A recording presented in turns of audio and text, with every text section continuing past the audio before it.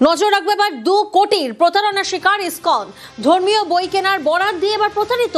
ইসকনকে বই বিক্রির বরাত পেতে কারসাজি, বরাতের থেকে কম বই দিয়ে বেশি বিল, এমনটাই অভিযোগ সামনে আসছে। কিভাবে প্রতারিত ইসকন, বিস্তারিত জানবো। অমিত প্রতিনিধি আমাদের সঙ্গে রয়েছেন। অমিত, ঠিক কি ঘটনা ঘটেছে? দেবরাজ ভট্টাচার্য নামে একজন ধর্মীয় বই সাপ্লাইকারীকে গ্রেপ্তার করা হয়েছে শেখপুরা শহরের থানার তরফে।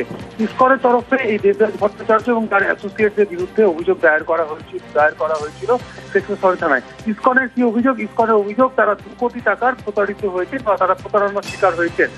তাদের যে ভক্তকুল রয়েছে বা ভক্তদের জন্য যে বই, ধর্মীয় বই তারা দিয়ে থাকেন, সে সমস্ত বই বিভিন্ন পাবলিকেশনের কাছ থেকে সে সমস্ত বই অর্ডার দিয়ে ছাপানো হয় বা কেনা হয়। সেক্ষেত্রে দেবরাজ ভট্টাচার্য যাকে গ্রেপ্তার করা হয়েছে, এই দেবরাজ ভট্টাচার্য এবং তার অ্যাসোসিয়েটদের ইসকনের তরফে বইয়ের বরাত, ধর্মীয় গ্রন্থের বরাত দেওয়া হয়েছিল।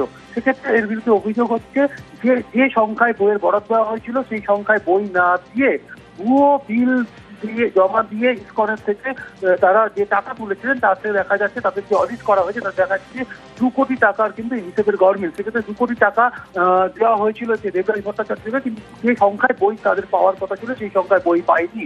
এবং এই মর্মে কিন্তু শেখপুরা শহরের থানাতে অভিযোগ দায়ের করা হয়েছিল ইসকনের তরফে এবং তদন্ত শুরু করা হয়েছিল শেখপুরা শহরের থানা পুলিশের তরফে। তবে তোমাকে জানিয়ে রাখবো 2019 সালে এই অভিযোগ দায়ের হলো।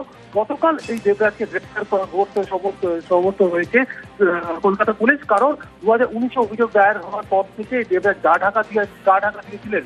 চলতি সপ্তাহে দেবরাজ কলকাতা ফিরলে তাকে ট্র্যাক করা হয় এবং ব্রিজ পার্ক এলাকা থেকে কালকে রাতে গ্রেপ্তার করা হয়েছে এবং আজকে তাকে ব্যাংশাল করে তুললে তাকে নিজেদের হেফাজতে নিয়ে আবেদন জানানো হয়েছিল কলকাতা পুলিশের তরফে। কারণ দেবরাজের সঙ্গে আরো এই সঙ্গে জড়িত রয়েছে বলে কলকাতা পুলিশ মনে করছে। এই কারণে দেবরাজকে ঘেরা করে তথ্য সন্ধান করতে চাইছে কলকাতা পুলিশ। তাই 2 কোটি টাকা আপনি আত্মসাৎ করেছেন? এরকম ভুল খবর। এটা আপনার যে বই দেওয়ার কথা ছিল সেই বই আপনি দেননি, কিন্তু ফর্জ বিল বানিয়ে 2 কোটি টাকা নিয়েছেন। না, ভুল কথা, ভুল খবর এগুলো। সরাসরি অভিযোগ আনছে ইসকন, আপনি 2 কোটি টাকা আপনি ফর্জ ওদের সাথে ভুয়ো বিল দিয়ে টাকা নিয়েছেন, কিন্তু বই সাপ্লাই করেননি, অডিটে ধরা পড়েছে।